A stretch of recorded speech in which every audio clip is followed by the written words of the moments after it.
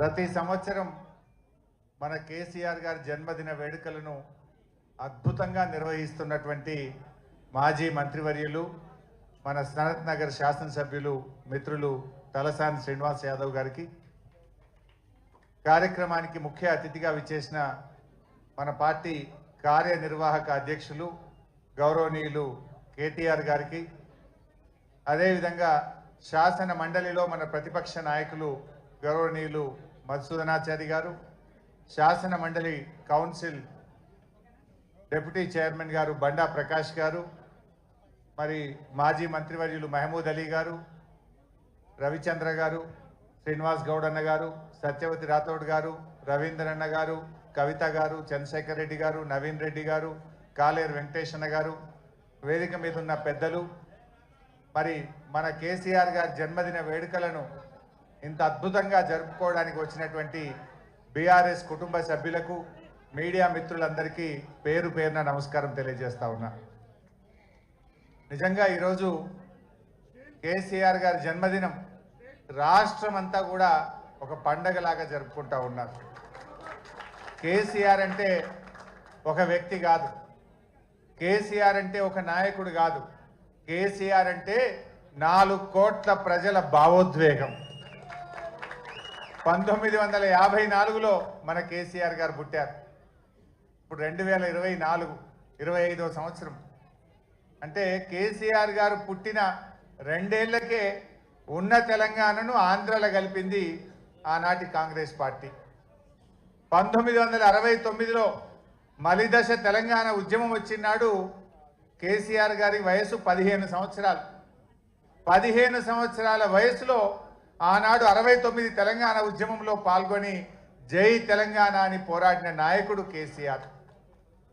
ఆ తర్వాత తెలంగాణ ప్రాంత నాయకులు ఇష్టమున్నా లేకపోయినా ఆ ఆంధ్ర పాలకుల పార్టీల చేతుల్లో వీళ్ళందరూ కూడా పనిచేస్తూ వచ్చారు.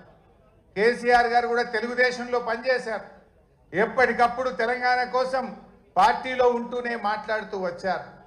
కానీ అన్నీ గమనించిన తర్వాత ఇంకా రాష్ట్ర ఏర్పాటు తప్ప తెలంగాణకు మోక్షం లేదు, సమైక్య రాష్ట్రంలో న్యాయం జరగదనుకున్నారు కనుక ఆనాడు కరెంటు బిల్లులు పెంచితే ఇది తెలంగాణ రైతుల పాలిట ఉరితాడైతుందని చెప్పి అన్నీ ఆలోచించి వందల వేల గంటల మేధోమదనం జరిపి తెలంగాణ ఉద్యమానికి కేసీఆర్ గారు శ్రీకారం చుట్టారు. కానీ ఆ రోజు ఒక అపవాదం ఉండేది. ఎవరు జై తెలంగాణ అన్నా పదవి కోసమే జై తెలంగాణ అంటున్నారని. 69కి 2001 మధ్య అనేక మంది నాయకులు జై తెలంగాణ అని ఉద్యమాన్ని ప్రారంభించుడు, పదవి రాగానే మధ్యలో వదిలిపెట్టుడు. దానివల్ల ప్రజల్లో ఒక అపనమ్మకం, ఎవరైనా పదవి కోసమే చేస్తారు అనేటువంటి ఒక అపనమ్మకం ఏర్పడ్డది. ఆ అపవాదును తొలగించడానికి ఆనాడు 3 పదవులను గడ్డిపోచలాగా త్యజించి తెలంగాణ ఉద్యమాన్ని ప్రారంభించాడు. ప్రజల్లో నమ్మకాన్ని కలిగించిండు మన కేసీఆర్. డిప్యూటీ స్పీకర్ పదవిని, ఎమ్మెల్యే పదవిని, రాష్ట్ర కార్యదర్శి పదవిని అన్నింటికి కూడా రాజీనామా చేసి ఆ రోజు ఉద్యమాన్ని ప్రారంభించి ప్రజల్లో ఒక నమ్మకాన్ని కలిగించారు.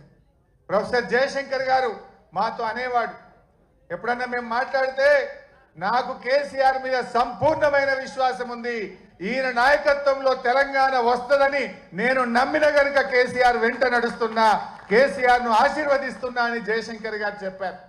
అంటే అట్లా జయశంకర్ లాంటి ఎంతో మంది మేధావులు కేసీఆర్ గారి మీద విశ్వాసంతో వారితో కలిసి నడిచిండ్రు. ఆ నమ్మకాన్ని కూడా కేసీఆర్ గారు నిలబెట్టిండ్రు. మనకు తెలుసు, నా అదృష్టం 2001 నుంచి కూడా కేసీఆర్తో పనిచేసే అదృష్టం నాకు దొరికింది. నేను చూసేవాడిని కేసీఆర్ ఎంత మదన పడేవాడో, ఎంత బాధపడేవాడో దగ్గరగా చూసేవాడిని. కొంతమంది కేసీఆర్ గారి మీద వ్యక్తిత్వ హననానికి పాల్పడేవారు. రకరకాలుగా ఆయనను ఎన్ని రకాలుగా బదనాం చేసేవారంటే, ఒకడైతే ఇక బీమార్ అయింది, ఇక లేస్తనే లేడంటాడు, ఇంకోటి అంటాడు. ఎన్ని రకాలుగా వేధించినా, బాధ పెట్టినా, వ్యక్తిత్వ హననానికి పాల్పడినా మొండి ధైర్యంతో ఆయన పోరాటం చేసిండు, తెలంగాణ వైపు అడుగులు వేసిండు. That is KCR. ఎక్కడ బాధపడ్డా, కుంగిపోయినా, వెనుకడుగు వేసిన, పదవులకు ఆశపడినా ఇవాళ మనం తెలంగాణలో ఉండే వాళ్ళం కాదు. ఇవాళ తెలంగాణ వచ్చిందంటే అది కేసీఆర్ గారి మొండి పట్టుదల, ధైర్యం, ఆయన పోరాటం వల్ల ఇవాళ తెలంగాణ వచ్చింది. నవంబర్ 29, 2009 ఇది ఇవాళ డిసెంబర్ 17 మనకు ఫిబ్రవరి 17 మనకు ఎంత ముఖ్యమో నవంబర్ 29 కూడా చరిత్ర పుటల్లో అంతే ముఖ్యమైన దినం.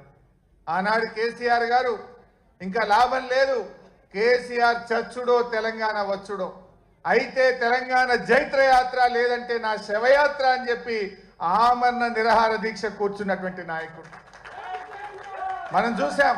గాంధీజీ గారి సత్యాగ్రహం చూసాం, పొట్టి శ్రీరాములు గారి ఆమరణ దీక్ష చూసాం. మరి నాడు కేసీఆర్ గారు కూడా ఆమరణ నిరాహార దీక్ష కూర్చొని ఢిల్లీ పీఠాన్ని కదిలించి డిసెంబర్ 9, 2009 ప్రకటన వచ్చిందంటే అది కేసీఆర్ గారి దీక్ష ఫలితం అని కూడా మనం గుర్తు చేసుకోవాల్సిన అవసరం ఉంది. నిజంగా ఆయన ఆ రోజు దీక్ష పూనుకోకపోతే ఇవాళ తెలంగాణ ప్రకటన వచ్చేదా? ఎవడెవడో ఏదో మాట్లాడుతున్నాడు. ఆ రోజు చిదంబరం గారు నాకు బాగా గుర్తు, కేటీఆర్ గారు, మా మధుసూనాచారి గారు, జయశంకర్ గారు అందరం కూడా అక్కడే ఉండేవాళ్ళం. చిదంబరం గారు ఫోన్ చేసి ఢిల్లీ నుంచి కేసీఆర్ గారు దీక్ష విరమించండి, మేము తెలంగాణ ప్రక్రియ ప్రారంభిస్తామన్నారు. మీ మాటలకు మేము మోసపోం, మీరు స్పష్టంగా ఢిల్లీ నుంచి తెలంగాణ రాష్ట్ర ఏర్పాటు ప్రక్రియ ప్రారంభిస్తున్నామని స్పష్టమైన ప్రకటన కేంద్ర ప్రభుత్వం నుంచి చెప్తే తప్ప నా దీక్ష విరమించను అని చెప్పి కేసీఆర్ గారు చెప్పింది. అప్పటికి 11 రోజులైంది.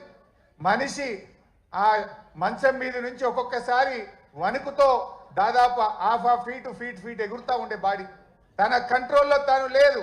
కానీ ఆ పట్టుదల మాత్రం సడలేదు. మా కళ్ళల్లో నీళ్లు తిరుగుతున్నాయి, ఎంతో బాధపడ్డాం. కానీ ఆయన మాత్రం కేంద్ర ప్రభుత్వం తరఫున రాష్ట్ర ఏర్పాటు ప్రక్రియ ప్రారంభమైందంటేనే దీక్ష విరమిస్తా అన్నాడు. ఆ రోజు మీరే రాసి పంపండి అంటే జయశంకర్ సారు తన స్వహస్తాలతో తెలంగాణ రాష్ట్ర ఏర్పాటు ప్రక్రియ రాసి ఢిల్లీకి పంపిండు. గదే చిదంబరం గారు ఢిల్లీ నుంచి అనౌన్స్ చేసింది.